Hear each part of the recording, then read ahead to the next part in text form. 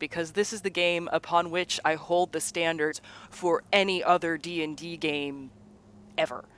One of the two. It's never Mask of the Betrayer and Planescape Torment.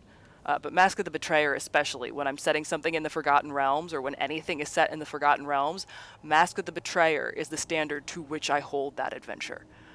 When I'm working on my own writing for, like, I'm working on a homebrew now that I want to run for my friends, and it is set in the Forgotten Realms, and I'm going over the plot, like, how do I make this even half as captivating as Mask of the Betrayer? Hordes of the Underdark is close second, but Mask of the Betrayer, this game has my soul. Anyway. Doing good is not always enough. Destroy the wall and you break the covenant between mortals and the gods. Ooh, okay. Okay. I guess I did not remember this part correctly. I thought, the wall was Merkel calls it his wall. That part I remember. I didn't realize, though, that it was also a covenant between the people and the gods, because we do understand that the relationship between the gods and the mortals is symbiotic, and that, even when a god dies, if they're still remembered, then they live on. So essentially the two do need each other. The mortals need the gods for their divine magic and the blessings and the energy, and the gods need the mortals in order the belief of the mortals in order to have power. So with that in mind, the Wall of the Faithless makes a little more sense. It's still unnecessarily cruel, I believe. But I understand its existence. I still don't condone it. Unbroken Circle. Oh my god, hang on. That's a reference to the Unbroken Circle of Zerthamon, isn't it? I'm willing to bet that's a reference to the Unbroken Circle of Zerthamon from Planescape Torment.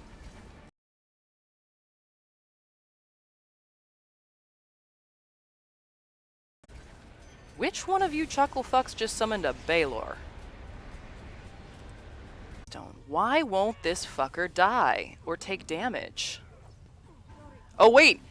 He's clearly out of spells because he's attacking with his teeth. Even a lich has got to run out of spells at some point.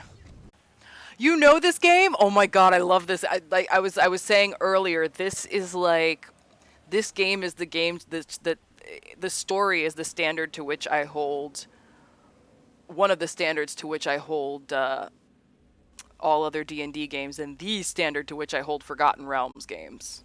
Playing through as a cleric, it's like, it was one of those things where it's like, I clearly can't trust anyone else to handle support, so I'm going to be support. And when I basically was controlling the battlefield as a cleric, I was able to get through the game properly. And then it was that same cleric who, because she had the wisdom insight, first uncovered the plot twist at the end of Mask of the Betrayer that blew my goddamn mind. Grab something from the sarcophagus, or is that considered looting the Temple of the Dead? Let me save before I touch it.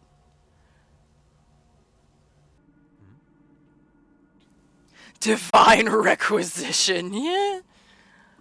I mean, he does look like a dumbass with that thing over his face, but... You have already found in dreams. The fragments of the mask are the fragments of Akachi himself. Akachi's essence was scattered, not destroyed. If he had been utterly lost, nothing would remain to hunger. Merkel was so enamored of his own... He had forgotten what he was, but you've gathered his essence in the fragments of the mask, and now it is whole again. As the boy speaks, you realize his words are true. The fragmented mask is somehow joined together into one, a single mask that contains all the betrayer once was. So here's the dichotomy here. They talk about the Spirit Eater curse taking on new masks. But at the same time, we then just put together the mask of the betrayer. So we are the mask of the betrayer, just as simultaneously the essence of him that once was, all put together, is also the mask of the betrayer that will restore him to Akachi. Fucking love the story so much! Yeah, stop moving. I want to get a screenshot of your face with that damn mask on. There we go. Come on, you can only have so many ads, I think.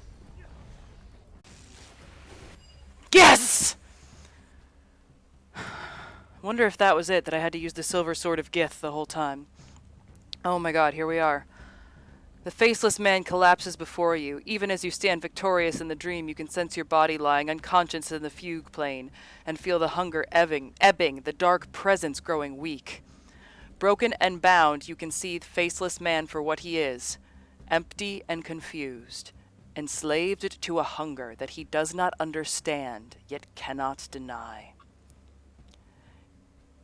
In the dream, pillars rise about him, extensions of your will, which has conquered the very hunger of the wall. The faceless man is shackled, helpless. His fate is yours to decide. You have pursued us, faceless man, and we have hidden. In your hunger and pain you have forgotten what you are, but we remember. We always remembered. You are Akachi, my brother, who gave me my name. You are Akachi, my beloved, who kindled love in a heart that held none.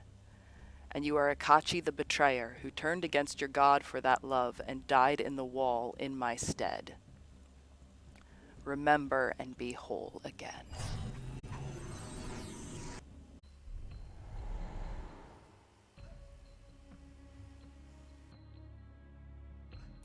And that, gentle viewers, is Mask of the Betrayer.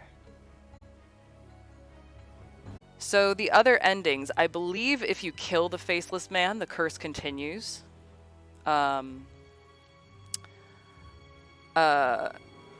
have to double check on that, but I know that there's another ending that I saw on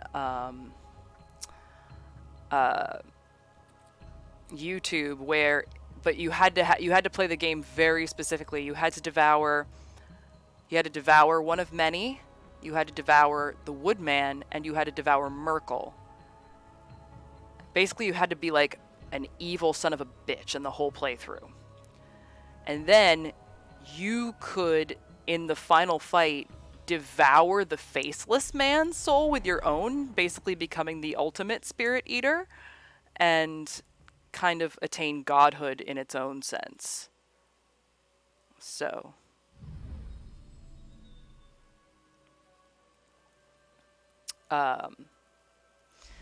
So, yeah, and I was going to say, if you watch because I know someone uploaded the video of that ending, apparently, like, you walk the plains wreaking havoc, destruction, and evil, and all of that sort of thing, and it takes several gods to take you down.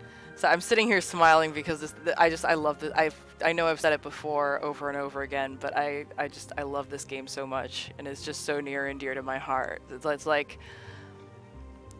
I can play it over and over and over again and just, yeah, it's so good. It really is. Like,